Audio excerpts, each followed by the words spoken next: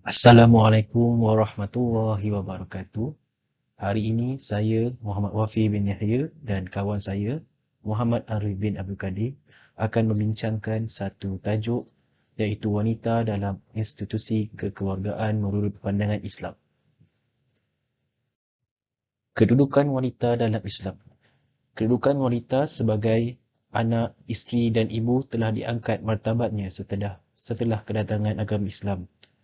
Keistimewaan mereka telah dibahagikan secara adil seperti keistimewaan mengurus dan memiliki harta dan mewarisi harta peninggalan. Oleh itu, dia akan menyebabkan satu evolusi yang sangat besar dan sangat istimewa pentingnya terhadap status seorang wanita. Contohnya, selain itu, golongan wanita berhak mendapat didikan dan penjagaan yang baik semasa kecil. Mereka juga diberikan pendidikan dan pembelajaran yang lengkap dan baik. Ibu bapa ataupun penjaga mesti memberikan saraan hidup mengikut keperluan untuk anak perempuan mereka. Golongan wanita juga boleh menentukan perjalanan hidup mereka khususnya hal jodoh. Manakala bagi seorang isteri juga, mereka boleh mendapatkan mahar dan nafkah yang melengkapi keperluan hidup seperti tempat tinggal, pakaian, makan minum mengikut kemampuan suami. Bahagian yang kedua ialah wanita dalam institusi kekeluargaan. Golongan wanita menjadi watak yang sangat penting di dalam sebuah organisasi masyarakat. Ia berdasarkan pelibatan mereka melengkaui dari peringkat negara hingga ke peringkat masyarakat. Peranan wanita di dalam keluarga sangat penting bagi mengekalkan kelestarian dan keharmonian keluarga. Ini boleh dilihat segenap bentuk masyarakat dan budaya. Contohnya menjaga keperluan suami dan mengasuh anak-anak. Manakala dalam konteks modernisasi dan urbanisasi, wanita menunjukkan pengaruh dan perkembangan yang baik seterusnya membawa perubahan lanskap dalam kekeluargaan. Bahagian yang ketiga ialah peranan wanita dalam institusi kekeluargaan.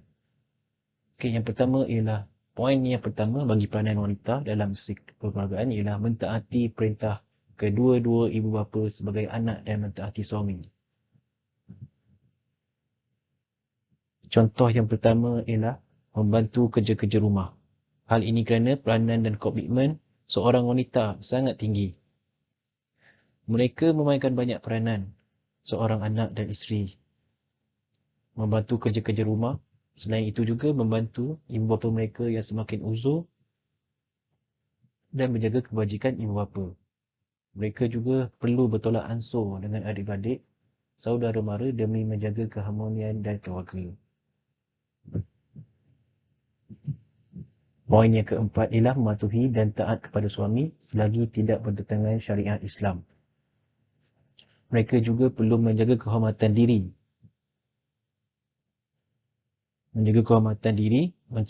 Menjaga dan mentadbir urus harta suami dengan baik. Malahan pula, mereka perlu keluar daripada rumah setelah mendapat keizinan dan kebenaran daripada suami. Poin kedua untuk peranan wanita dalam institusi kekeluargaan ialah wanita membantu mentadbir hal ehwal rumah tangga dan keluarga. Sejak dari dulu lagi, peranan wanita adalah membantu pentadbiran hal ehwal rumah tangga. Contohnya menyediakan makanan, mengemas rumah dan pakaian. Namun, di zaman moden ini, peranan wanita menjadi lebih luas. Wanita mempunyai kerjaya dan pendidikan yang lebih tinggi. Hal ini kerana dengan kerjaya yang dimiliki, mereka boleh membantu keluarga dari pelbagai aspek. Mereka mempunyai gaji sendiri di mana itu adalah satu pencapaian yang amat bermakna dan pastinya mahu berbakti pada kedua ibu bapa yang mereka sayangi. Mereka boleh menabur bakti kepada ibu bapa seperti pembayaran bil utiliti, pembelian barang-barang dapur dan perbaikan rumah. Di samping itu juga, seseorang isteri membantu suami dalam mengurus rumah tangga serta memelihara dengan baik. Mereka memelihara harta suami, membuat peringatan untuk menjauhi amalan pembaziran, mensyukuri nikmat dan bekerjasama dalam keluarga. Wanita juga perlu mengetahui selok-belok ilmu-ilmu asas pemodenan seperti sains dan teknologi. Kerana untuk masa ini, penggunaan pelbagai mesin dan teknologi amatlah diperlukan dalam satu rumah.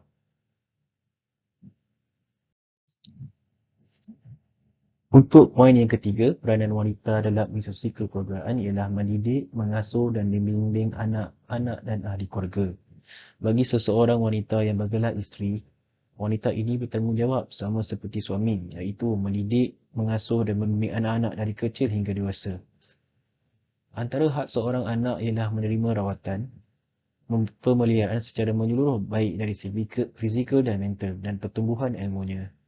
Di samping itu, kaum wanita bergelar ibu merupakan individu yang paling mengenali anak-anak mereka. Mereka seperti menjaga anak bagaimana menatang minyak yang penuh, di mana mereka menyekat anasir negatif yang boleh mendorong cara pemikiran anak-anak. Dan tuntasnya, akhlak kepribadian anak-anak terletak di bahu ibu bapa, khususnya ibu, dengan kaedah pendidikan yang diberikan. Bagi poin yang keempat untuk peranan wanita ialah memastikan perawatan kesihatan ahli keluarga.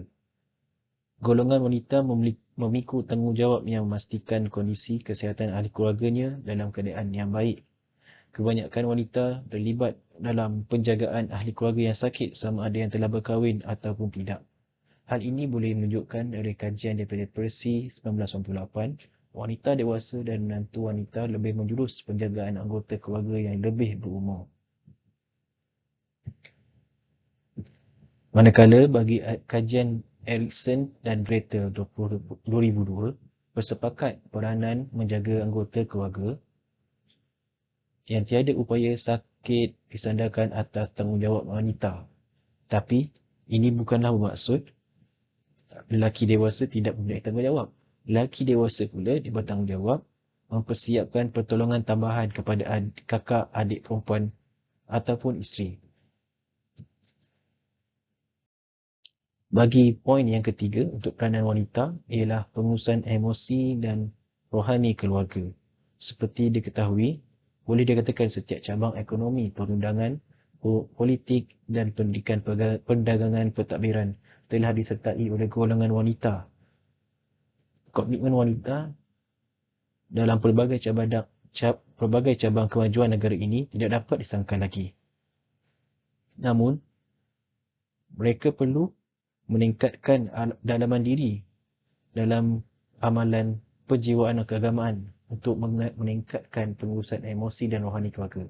Hal ini kerana mereka perlu bila emosi mereka baik, mereka boleh menyokong, memulih emosi dan rohani keluarga yang lain. Mereka juga boleh mendengar, memberikan empati dan penyelesaian pada masalah yang dihadapi oleh ahli keluarga masing-masing. Isu-isu semasa berkaitan wanita dalam institusi kekeluargaan. Yang pertama sekali ialah kes keganasan terhadap wanita. Seperti sedia maklum, definisi keganasan ialah kelakuan penindasan terhadap wanita khususnya dalam pelbagai cara. Penganiayaan ini tidak kira budaya, agama, bangsa, pendapatan dan taraf hidup. Masalah keganasan seperti gangguan seksual, rogol, ragut dan keganasan rumah tangga semakin meruncing pada masa ini. Merujuk perangkaan Kementerian Pembangunan Wilayah, Keluarga dan Masyarakat, kes keganasan terhadap wanita di Malaysia meliputi pencabulan, keganasan rumah tangga, gangguan seksual, penderaan kanak-kanak, sumbang muhrim dan penyalahgunaan pekerja domestik yang semakin menunjukkan kebimbangan dari tahun ke tahun. Kajian daripada Maizatul Hazalina, Latifah Nosa, Faizah 2008 terkandung beberapa klasifikasi keganasan terhadap wanita, iaitu penderaan fizikal, keuangan, seksual,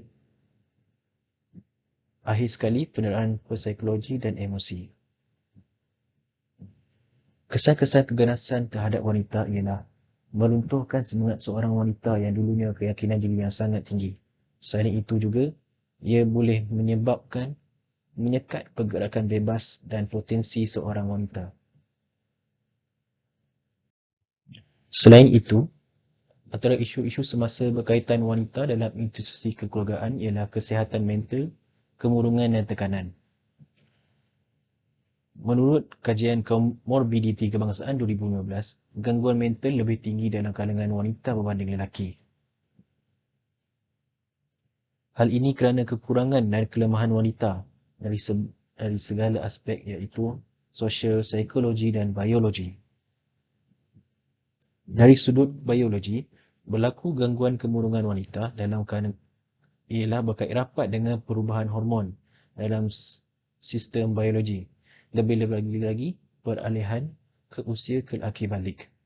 Dan WHO, Pertubuhan Kesihatan Dunia, membuktikan kemurungan ialah gangguan tekanan mental yang masih tinggi dan berlaku di kebanyakan negara, walaupun negara itu membangun ataupun negara maju.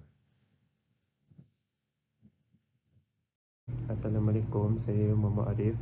Okey, untuk seterusnya, keperluan hak wanita dalam institusi kekeluargaan. Di Malaysia ni kita amat bertuah kerana pihak kerajaan amat menitikberatkan tentang hak setiap golongan masyarakat. Golongan wanita yang berada di Malaysia ini juga dianggap istimewa berbanding daripada wanita-wanita yang berada di negara lain. Jadi pihak kerajaan telah pun menubuhkan kementerian khusus bagi menjaga hak dan pembangunan wanita yang berada di Malaysia. Terdapat beberapa hak yang dapat dituntut oleh pihak isteri ataupun wanita kepada suami. Antaranya ialah keperluan hidup dan nafkah yang mencukupi. Yang kedua, komunikasi yang baik. Yang ketiga, kefahaman kedudukan wanita berkejaya. Yang keempat, hak mendapat bimbingan dan tunjuk ajar. Dan yang kelima adalah hak terhadap harta isteri. Kelima-lima poin ini akan dibincangkan seterusnya. Yang pertama, keperluan nafkah dan hak yang mencukupi. Dalam sebuah perkahwinan, isteri berhak untuk mendapat nafkah zahir dan juga batin. Selain itu, suami perlu mengeluarkan belanja kepada anak dan juga isteri ataupun orang-orang di bawah tanggungannya. Seperti contoh, wang perbelanjaan perlu diberi kepada isteri mengikut keperluan dan juga kehendak. Selain itu, contoh lain seperti keperluan tempat tinggal, pakaian, pendidikan, keagamaan dan juga perubatan.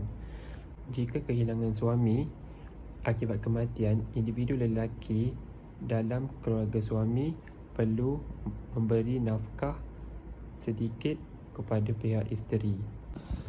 Yang kedua adalah komunikasi yang baik. Komunikasi adalah cara seseorang itu mengenal antara satu sama lain. Membina komunikasi dalam kekeluargaan adalah amat dituntut dalam Islam. Suami perlu memberi kata-kata positif kepada isteri ataupun wanita kerana sifat semula jadi wanita yang lemah lembut dan mudah terguris. Suami pula perlu berlaku adil terhadap isteri dan isteri juga perlu berlaku adil terhadap suami. Selain itu, suami perlu bercakap dengan baik, lemah lembut, bertolak ansur antara satu sama lain. Yang ketiga adalah kefahaman kedudukan wanita berkejaya.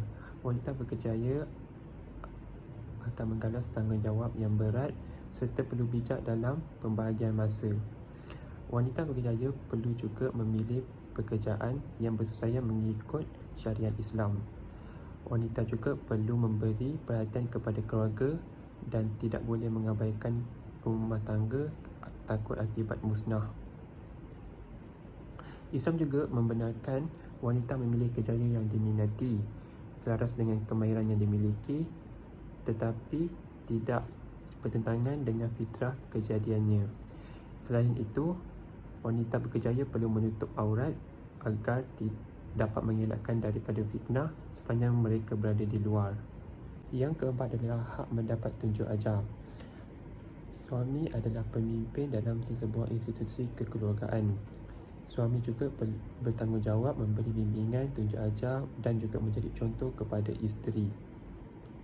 Isteri juga berhak untuk mendapat bimbingan yang dapat memelihara mereka dari segala perkara yang boleh mencemarkan kehormatannya. Suami juga perlu menjaga isteri dari pelbagai perbuatan dosa yang melanggar hukum syarak. Yang kelima adalah hak terhadap harta isteri. Harta isteri tidak boleh diambil oleh suami tanpa keizinan isteri. Sudah terang bahawa suami perlu memberi nafkah kepada isteri. Jadi suami tiada sebarang hak untuk mengambil harta isteri. Seterusnya, kesan peranan wanita dalam institusi kekeluargaan. Wanita adalah golongan yang memainkan fungsi penting dalam institusi kekeluargaan. Wanita juga berperanan menjaga hal ehwal rumah tangga, sebagai contoh menjaga makan minum, kesihatan, keselesaan hidup anak-anak, mendidik anak-anak, mengasuh dan juga membimbing anak-anak. Jika ini semua berlaku, wanita dapat memberi kesan yang bermanfaat kepada diri dan juga keluarga. Selain itu, wanita juga dapat menjadi contoh isteri ataupun ibu yang baik dalam institusi kekeluargaan. Itu wanita-wanita misali dalam Islam. Secara ringkasnya, wanita-wanita misali dalam Islam seperti beragama dan menjaga kehormatan diri, tidak melakukan perkara yang tidak baik, tidak mengkhianati suaminya dan juga bijak untuk menjaga harta, seperti tidak membazir harta suaminya dan juga tidak mencuri harta suaminya. Kesimpulannya, kedudukan wanita dalam institusi kekeluargaan perlu difahami sebaik-baiknya. Dari aspek wanita berkejaya lebih mencabar apabila tanggungjawab yang digalas lebih berat. Jadi, wanita perlu sokongan daripada suami. Suami juga bertanggungjawab ke atas isteri yang memerlukan sokongan moral serta tunjuk ajar.